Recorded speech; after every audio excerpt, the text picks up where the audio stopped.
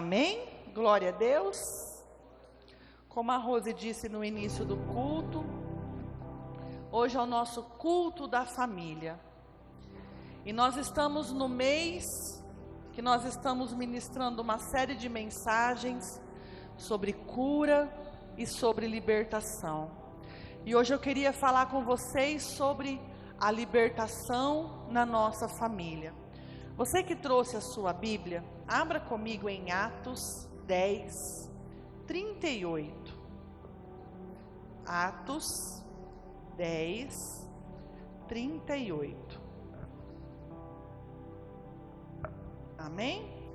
Diz assim: como Deus ungiu a Jesus de Nazaré com o Espírito Santo e com poder, o qual andou por toda parte fazendo bem e curando a todos os oprimidos do diabo, porque Deus era com ele.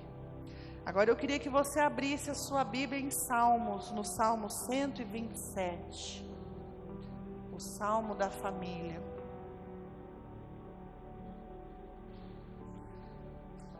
Salmo 127, versículo 1 e 2 diz assim: se o Senhor não edificar a casa, em vão trabalha os que a edifica. Se o Senhor não guardar a cidade, em vão vigia a sentinela. Amém? Glória a Deus. Este texto que nós lemos no livro de Atos conta um momento muito importante da igreja. É o momento em que os gentios vão receber a palavra de salvação.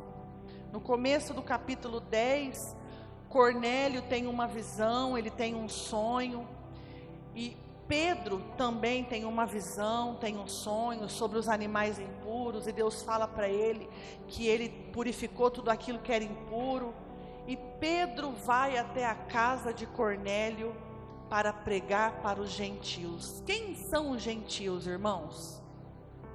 Nós. Gentil é todo aquele que não nasceu em Israel, que não é judeu. Essa passagem aqui abriu-se o evangelho para a humanidade. E Pedro está explicando para eles, por mais que Pedro também não estivesse entendendo, porque Pedro tem uma hora que diz assim que não é certo, não é correto os judeus estarem com os gentios, mas Pedro vem e fala para eles como Deus ungiu a Jesus de Nazaré com o Espírito Santo e com poder, o qual andou por toda parte fazendo bem e curando os oprimidos do diabo, porque Deus era com ele. E naquela hora, irmãos, naquele momento, lá no capítulo 44, no versículo 44, diz que Pedro ainda falava quando o Espírito Santo caiu sobre aquelas pessoas e eles foram cheios. Ainda Pedro falava essas coisas quando caiu o Espírito Santo sobre todos os que ouviam a palavra. E os fiéis que eram da circuncisão e que vieram com Pedro admiraram-se, porque também sobre os gentios foi derramado o Espírito Santo. E no Salmo 127 que nós lemos, o salmista declara que essa obra de proteção foi feita através de Deus em nosso favor. E o que eu quero que você entenda nessa noite é que a libertação, a cura, a salvação é para todos nós. Nós fazemos parte do grande projeto de Deus. E enquanto desde quando nós anunciamos sobre o culto da família, e eu queria muito trazer uma família para mim ministrar sobre essa família, e eu comecei a pesquisar as famílias da Bíblia, e ficou um pouco difícil, irmãos, porque todas as famílias da Bíblia que eu pesquisei tinham problemas, passavam por crises, tinham lutas, tinham aflições, e eu falei: Senhor, mas e agora? O leque ficou gigantesco, como que eu faço? Eu não sei se vocês se lembram lá em Gênesis, Quando Deus, na viração do dia, vinha visitar Adão e Eva, e ele viu que Adão havia comido do fruto, e ele pergunta para Adão: você comeu do fruto, Adão? O que Adão faz? Todo mundo sabe. Foi a mulher. Irmãos, enquanto eu li esse texto, eu falei: gente, eles estavam discutindo relacionamento na frente de Deus. Estava um apontando o dedo para o outro. Foi ela. Aí a mulher: não, Senhor, foi a serpente. Quem mandou você comer, Adão? Lá em casa eu chamo as meninas, quando eu estou comendo alguma coisa, elas ficam de cima, eu chamo elas de zóio de bomba. Eu falo: foi você, zóio de bomba, está aqui em cima da minha comida aqui, ó. Havia uma crise na primeira família. Só existiam 2 pessoas, uma família de 2 pessoas, e havia uma crise nessa família. Todo mundo lembra de Abraão e Sara? Vocês se lembram na passagem aonde um anjo vem falar com Abraão, falando que ele teria descendentes? O anjo vem ao meio-dia falar com Abraão. É a hora mais quente no deserto. Sara estava dentro da tenda. Abraão estava sentado no rochedo lá fora. O anjo chega e fala para Abraão: você vai ser pai de multidões, você vai ter filhos. O que Sara faz lá dentro? Ri. Ela não ri de alegria, irmãos. Ela não ri de felicidade, de êxito, Não, ela ri de deboche. Porque a Bíblia diz que Abraão era um homem amortecido. Ele era velho. Por que Abraão não estava dentro da tenda com Sara, naquele sol de rachar mamona? Por que Sara riu dele? Por que ela foi irônica e tirou sarro? Imagina, esse homem aí, esse velho? Jamais. Havia uma crise no relacionamento deles. Todo mundo lembra de Moisés e Zípora? Zípora chama ele de sanguinário, derramador de sangue. E eles brigam. E quando Moisés vai libertar o povo do Egito, Zípora não vai. Zípora volta para a casa do pai dela. Havia uma crise nesse relacionamento. É normal uma mulher chegar e apontar o dedo para o marido e falar: seu sanguinário, derramador de sangue, vou voltar para a casa do meu pai, se vira com as tuas guerras, com as tuas lutas, com o teu Deus, eu não te acompanho mais. Havia uma crise nesse relacionamento. Esses dias eu usei de exemplo Eli e os seus filhos. Todo mundo lembra quando eu usei esse exemplo? Os filhos de Eli pintavam e bordavam no templo, se prostituíam. Deus falou para Eli: corrige eles, senão eu vou matar. Israel e os filisteus guerrearam e os filhos de Eli foram mortos. E Davi? Quantas crises Davi enfrentou dentro do lar dele? O filho que mantém relações sexuais com a irmã, o outro irmão que toma as dores da irmã, vai lá e mata Aminon, aí ele foge, depois ele volta querendo tomar o trono do pai dele, toma o trono, toma as concubinas. Davi tem que fugir do filho dele. E tantas outras tragédias acontecem na família dele. Há problemas nas famílias. Quando se fala de família, se fala de problemas, irmãos.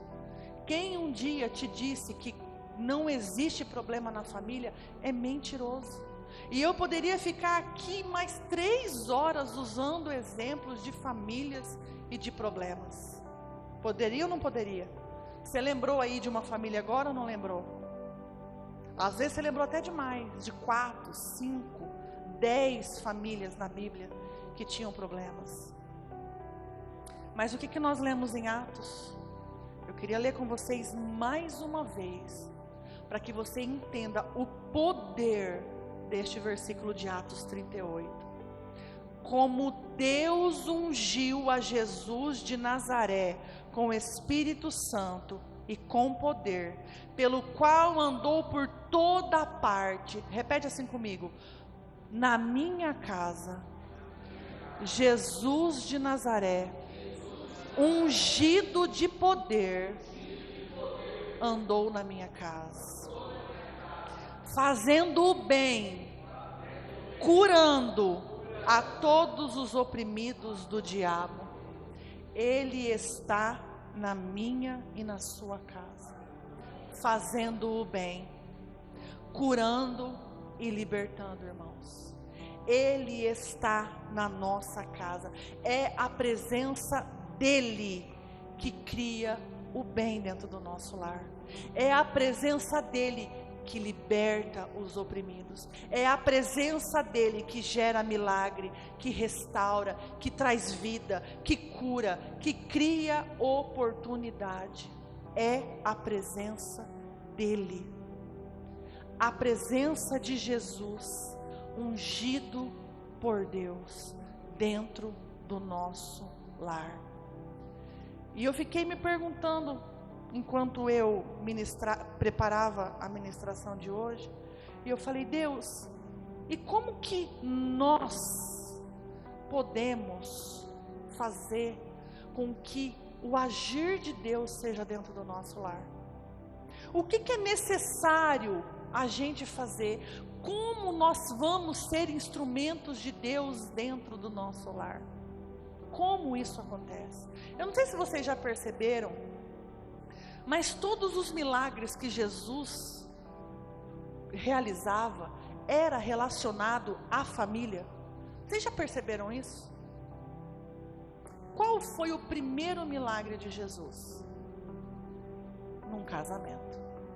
Depois Jesus cura a filha de Jairo, ressuscita a filha de Jairo, ressuscita o filho da viúva de Naim, ressuscita Lázaro. O pastor pregou aqui sobre o endemoniado gadareno domingo. Depois que ele liberta o endemoniado gadareno, o que ele fala com o endemoniado gadareno? Vai para a tua casa. Todos os milagres de Jesus estão relacionados à família. Ele cura a sogra de Pedro. Todos eles têm uma família junto, no meio. Irmãos, eu falei aqui no curso de casais, que a família tem sido tão banalizada,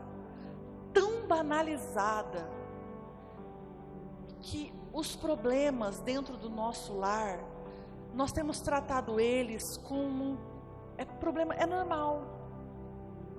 É normal o pai ir embora. É normal o filho cair nas drogas. É normal a traição dentro do lar. É normal a mãe, por estar cansada, abandonar os filhos e viver a vida dela. Hoje a Manu, eu estava indo levar ela para a escola, ela veio falar isso para mim. Mãe, um menino que senta do meu lado na classe, ontem me procurou chorando, porque a mãe dele foi embora para São Paulo, levou os outros 3 irmãos e deixou ele com o pai dele. É normal, porque tudo ficou banalizado. A gente não se preocupa mais em restaurar, em cuidar, em preservar, em manter. É mais fácil fechar os olhos e falar: eu estou cansada, vamos parar com isso. É muito mais fácil, seria muito mais fácil para Jairo, na hora que o oficial dele chega e fala: não incomode mais o mestre, ela morreu. Era muito mais fácil para ele ter olhado para Jesus e ter falado: Jesus, obrigado, eu vou enterrar minha filha. Mas ele creu. Ele creu nas palavras de Jesus. Quando Marta e Maria vê o mestre chegando, elas reclamam, ela fala: se o Senhor tivesse vindo antes, ele não tinha morrido.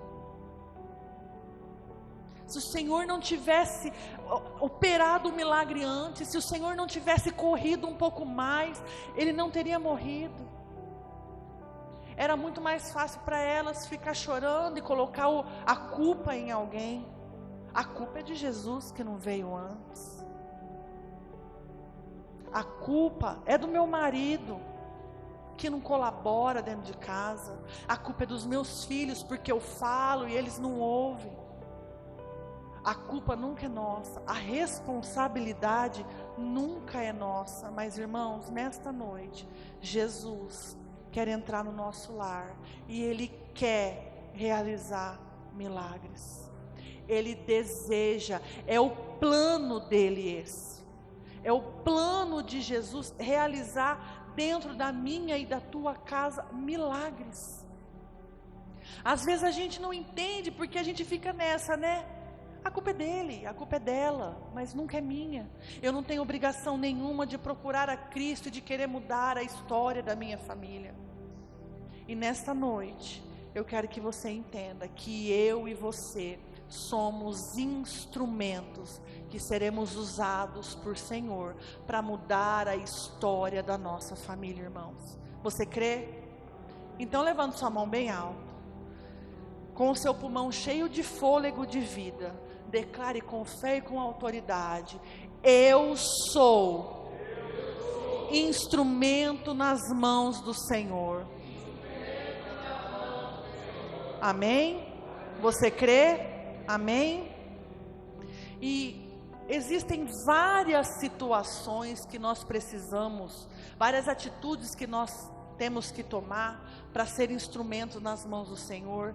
Mas nesta noite eu queria destacar uma só, que para mim, no meu ponto de vista, é a mais importante de todas. Nós precisamos romper, quebrar, anular, desfazer as tradições de pecados dentro do nosso lar, as maldições hereditárias. Nós precisamos entender o quão sério que é as tradições de pecado dentro de uma casa. Se a gente deseja que a nossa família seja liberta, que a nossa família seja próspera, que os nossos filhos sejam flecha, que o nosso marido seja sacerdote, que a nossa esposa, a nossa não, a de vocês, seja sábia, nós precisamos romper com as tradições do pecado. Mas a gente é tão acostumado a empurrar as coisas com a barriga, que existe até um ditado popular que fala assim, que filho de peixe, peixinho é. O meu pai fazia assim, o meu avô fazia assim, o meu pai fazia assim, eu vou fazer assim também. A minha avó fazia desse jeito, a minha mãe fazia, eu vou fazer também. E eu sempre uso a expressão de que a gente vive dentro da roda do hamster, e quando a gente pensa dessa maneira, a gente está dentro da roda do hamster. E a gente se conforma com as aflições, com o pecado, com as lutas que a nossa família enfrenta. E a gente não entende que nós não somos os nossos pais. Nós não precisamos cometer os mesmos erros que eles. Nós não precisamos cometer os mesmos pecados. Talvez, irmãos, eu não sei, mas no meu caso, eu não vim de um berço evangélico. Os meus antepassados não eram cristãos. Eles não conheciam a palavra. E eles não tinham discernimento do que era correto, do que era certo. Eu me lembro que na minha casa, eu sou uma das netas mais velhas da parte da minha, dos dois lados, mas eu me recordo mais do lado da minha mãe. E eu me lembro que tinha mania de benzer, levava para benzer. Quando chegava um neto novo em casa, a minha avó fazia um monte de negócio com a língua, colocava na testa da criança e falava um monte de palavra, pipipi, papapó, pepepé, sei lá, e vira o vento. Irmãos, isso é correto? Aonde está escrito isso? E às vezes a gente, na nossa ignorância, a gente comete os mesmos erros. A gente fala as mesmas palavras que os nossos avós falavam. A gente comete os mesmos erros que eles cometiam, mas Deus deseja nos usar e nós precisamos romper. Nós precisamos ter discernimento. Todo mundo se lembra o que Deus fala para Abraão lá em Gênesis 12? Deus fala assim para ele: Abraão, sai da tua terra, do meio da tua parentela, e vai para a terra que eu vou te mostrar. Lá onde eu vou te mostrar, sozinho, sem os teus parentes. Sabe por quê?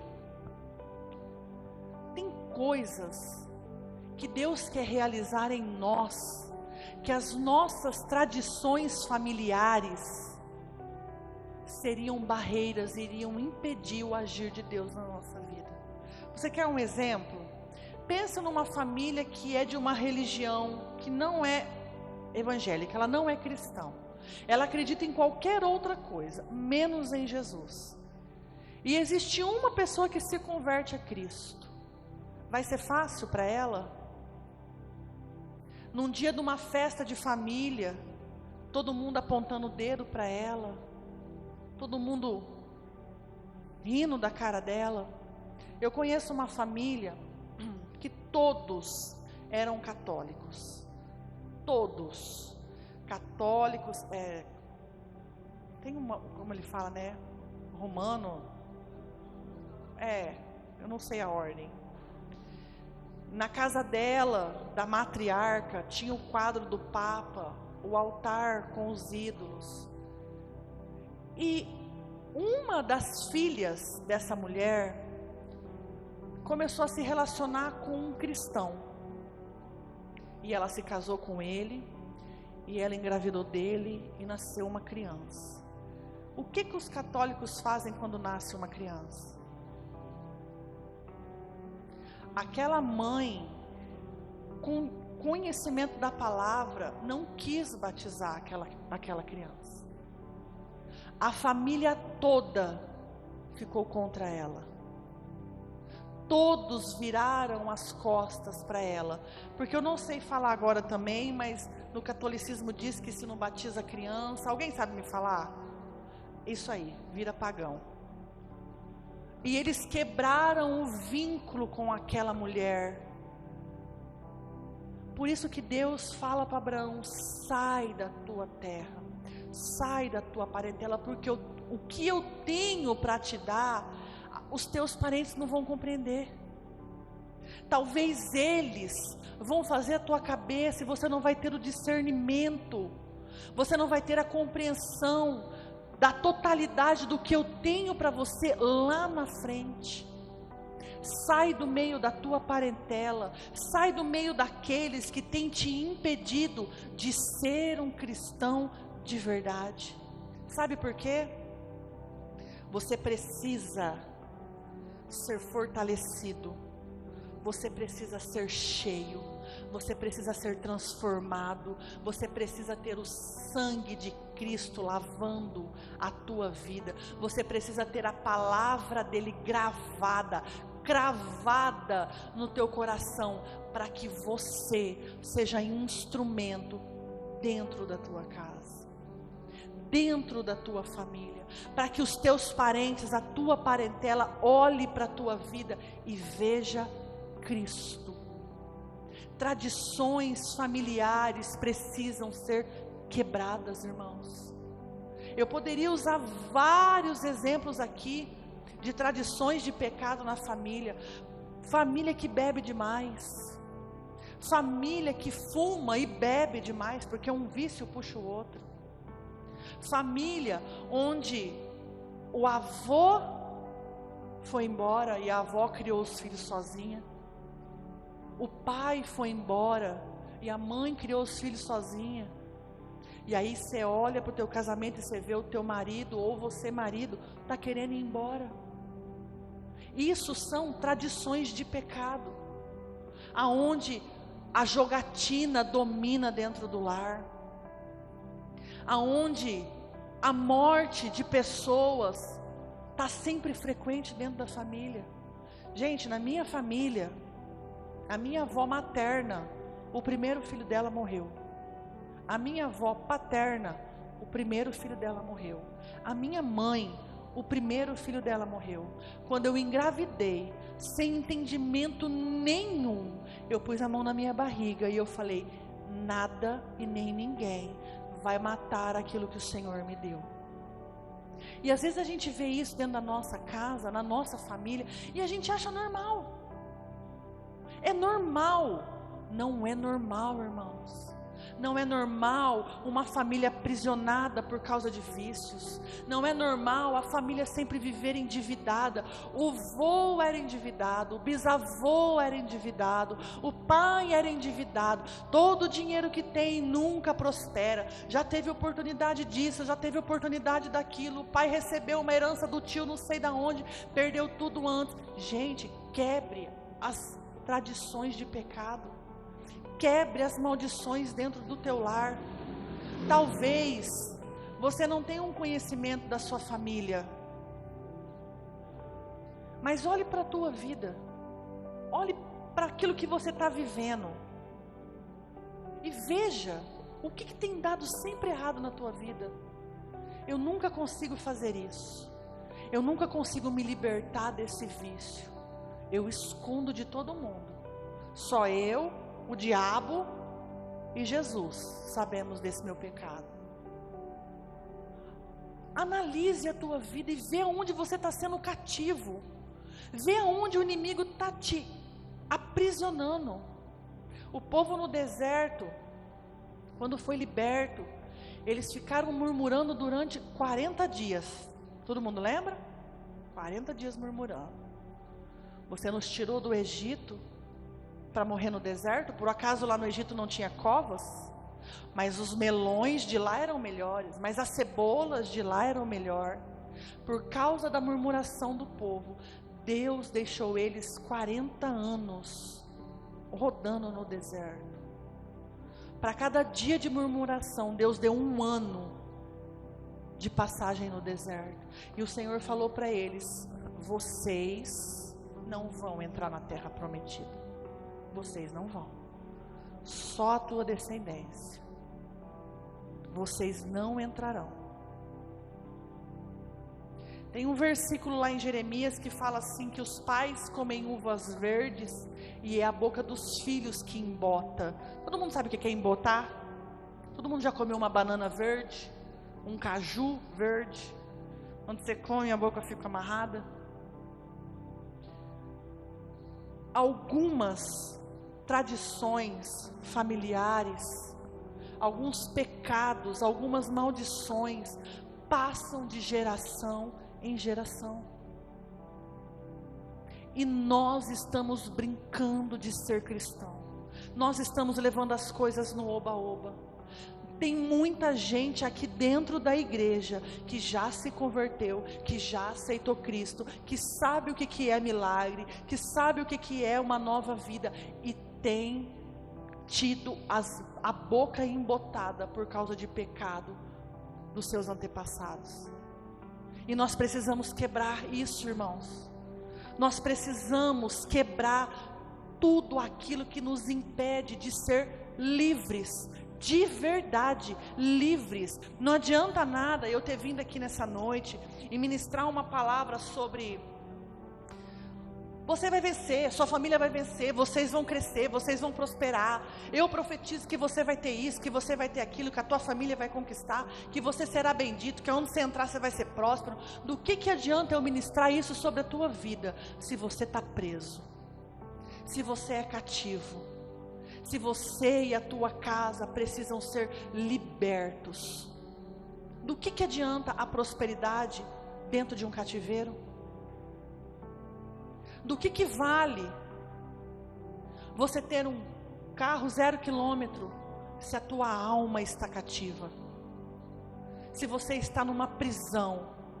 Nós precisamos ser libertos. Nós não podemos mais viver a consequência dos pecados que os nossos antepassados pecaram, irmãos. Precisamos acordar.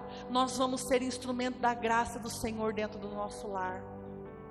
Todo mundo lembra de Jacó e de Labão? Aquela história longa da Bíblia. Ele se apaixona por Raquel, mas o Labão dá Lia, e ele trabalha, papapá, pé, as ovelhas malhadas, as ovelhas listradas. E chega uma hora que Jacó fala para as suas mulheres: chega, eu não aguento mais ser roubado pelo teu pai, nós vamos embora. E aí elas ficam naquela discussão por causa de herança, por causa daquilo, por causa disso. E Raquel rouba o ídolo do pai dela. Antigamente um ídolo significava, como eu vou explicar? Era como um documento comprovando que aquele homem tinha bens e que quando ele morresse, aquele ídolo seria passado para a pessoa que ele escolheu, e tudo que aquela pessoa tinha vai ser passado para a pessoa que vai ficar com o ídolo. Ele adorava aquele ídolo, mas o ídolo tinha um significado, não era só uma adoração. E Raquel rouba o ídolo do pai dela, e eles vão embora. E Labão, quando fica sabendo que eles estão indo embora, persegue o povo, persegue Jacó, persegue Lia, persegue todo mundo, e encontra eles, chega e confronta eles: vocês me roubaram, vocês estão indo embora, está levando meus filhos, está levando meus netos, cadê meu ídolo? Você roubou meu ídolo. E Jacó fala: eu não roubei teu ídolo, pode procurar. Se alguém aqui roubou esse ídolo, ele vai morrer. E Labão procura o ídolo e não acha. Raquel, se achando esperta, coloca o ídolo na sela do cavalo, se assenta no cavalo e fala para o seu pai: pai, eu estou nos meus dias e eu não vou me levantar. E aí Labão não acha o ídolo e vai embora. Eles fazem um acordo de paz e vão embora. Só que um tempo depois, Raquel dá à luz. Ela sente dores de parto para dar à luz. Abra comigo Gênesis 31.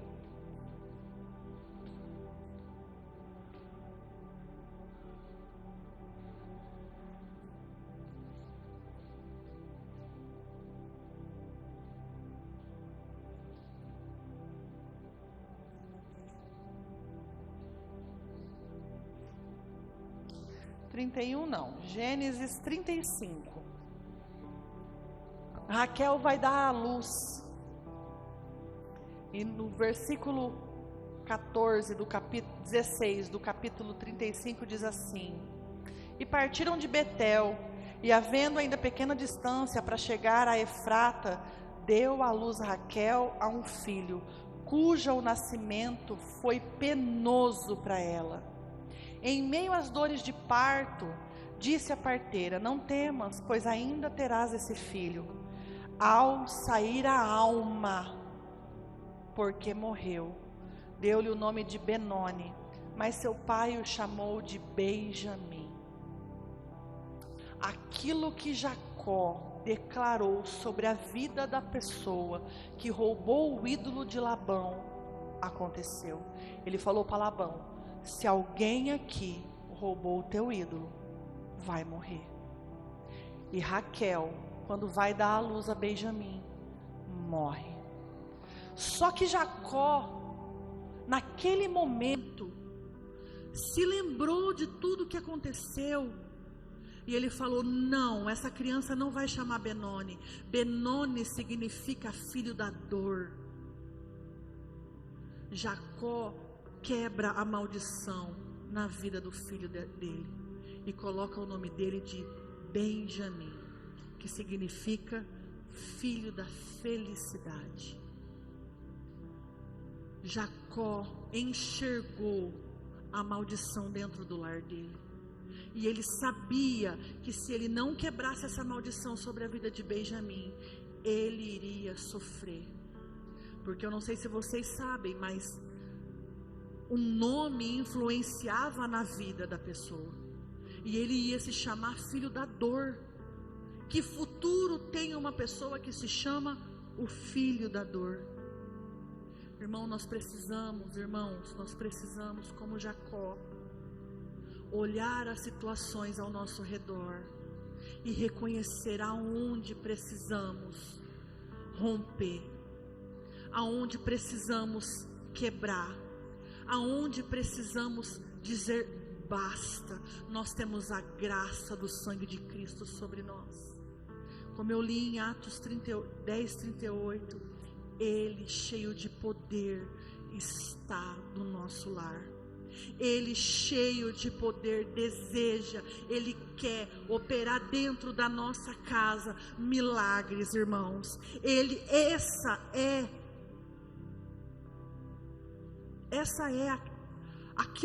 Isso é aquilo que Cristo deseja.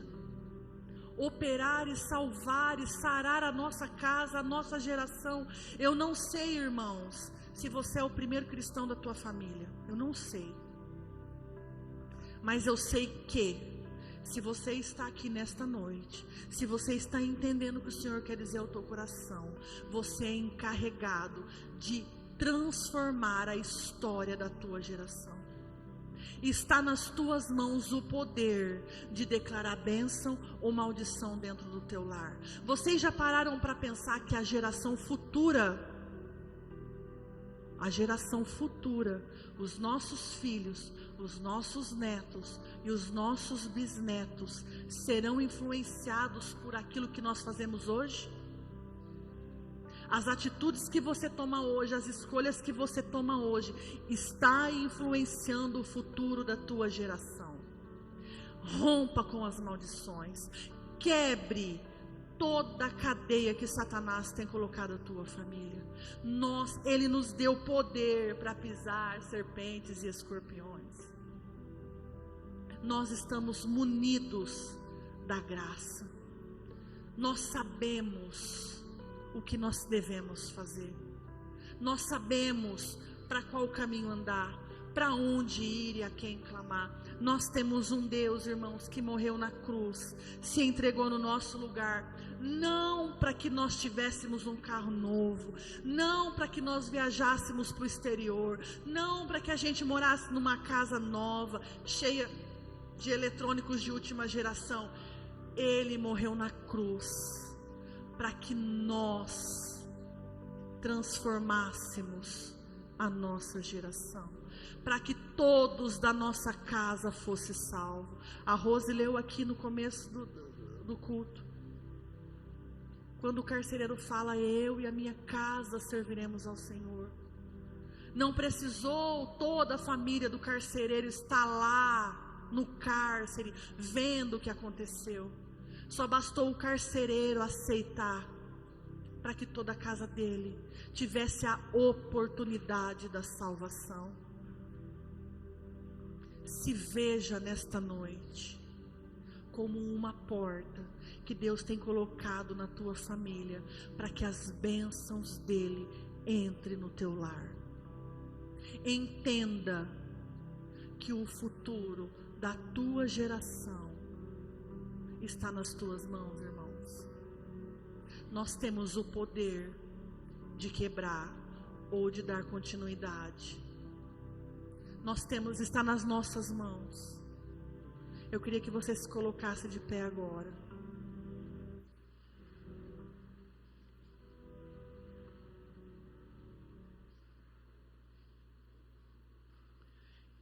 E eu queria que você trouxesse à tua memória os teus familiares. E quando eu falo de familiar, eu não falo só as pessoas que moram dentro da tua casa com você. Eu falo daqueles familiares que você só vê ou em casamento ou em velório. Aqueles familiares que você só ouve dizer, que moram longe, que você há muito tempo não conversa, mas que eu tenho certeza absoluta de que todos eles precisam da graça de Cristo. Todos eles precisam do Senhor. E que nessa noite, irmãos, através da tua vida, maldições do teu lar sejam quebradas. Amém? Feche os seus olhos. Aleluia, Senhor. Obrigado, Jesus, pela Tua presença, Pai. Obrigado, Senhor, pelas Tuas promessas. Obrigado, Jesus. Aleluia. Nós temos a oportunidade de ter Jesus dentro da nossa casa. Nós temos a oportunidade que os profetas, aqueles que foram os nossos patriarcas, não tiveram. Jacó não viu Jesus. Abraão não viu Jesus. O próprio livro de Hebreus fala, eles esperaram, mas não viram o cumprimento da promessa. E nós temos esta oportunidade a cada dia de chamar Jesus para a nossa casa, chamar Jesus para a nossa família, pedir para que Ele entre no nosso casamento, na nossa vida familiar, conjugal, e muitas vezes desprezamos, menosprezamos, ignoramos. E nós temos que ter uma atitude assim como Josué. Se vocês querem servir os deuses dos amorreus, fiquem à vontade. Se vocês querem seguir os ídolos que nada são, fiquem à vontade. Porém, eu e a minha casa serviremos ao Senhor. Se o mundo está te oferecendo tantas coisas, tudo bem. Se a política não vai bem, tudo bem. Se a religião está fraca, se a religião está morna, conforme falado em Apocalipse capítulo 3, tudo bem, porém eu e a minha casa serviremos ao Senhor. Nós não vamos nos deixar levar por esse marasmo que hoje envolve o mundo. Nós temos que ter uma opinião. Nós temos que, como a pastora pregou aqui nesta noite, buscar pela libertação da nossa casa. Igreja, é sério e é muito sério. Muitos naquele dia, a Bíblia fala, baterão. Deixa-nos entrar. E a voz que vai vir de dentro será: eu não vos conheço. Sabe por quê? Porque não nos libertamos, não deixamos. Ai, mas é que é tão gostoso o convívio com essas pessoas. Deus foi muito claro com Abraão: sai da tua casa, sai da tua terra, sai da tua parentela. Quando eu me decidi casar com a pastora, eu tinha 22 anos de idade, era 2003, quando nós decidimos casar. Eu falei para ela, se nós queremos que o nosso casamento dê certo, nós não podemos nem morar perto da tua mãe e nem morar perto da minha mãe. Nós temos que morar totalmente contrário a tudo isso. Porque os seus amigos estão ali, os meus amigos estão aqui e eles vão nos influenciar. Então nós precisamos ir para um lugar completamente diferente, aonde seremos eu e você. E igreja, vocês pensam que eu já era pastor? Vocês pensam que eu tinha conhecimento de Bíblia? Eu era louco. E por eu ser louco, eu tomei a decisão. Se eu quero que a minha casa prospere, se eu quero que a minha família dê certo, não é aqui o lugar que eu tenho que ficar. E alugamos um apartamento sem poder, lá no fim da Murchi de Onça. E fomos morar longe de tudo, para que a nossa vida desse certo. Larguei terra, larguei parentela, larguei amigos, e falei, vamos lutar pela nossa casa. Igreja, eu não sei o que você tem que deixar, mas se liberte disso, para que a tua casa dê certo, para que a tua família dê certo, e no último dia a porta esteja aberta para você, e aquele que abriu a porta para você seja Jesus Cristo, com as mãos estendidas dizendo, entra, tem uma festa ali preparada para você. Amém? Feche os seus olhos.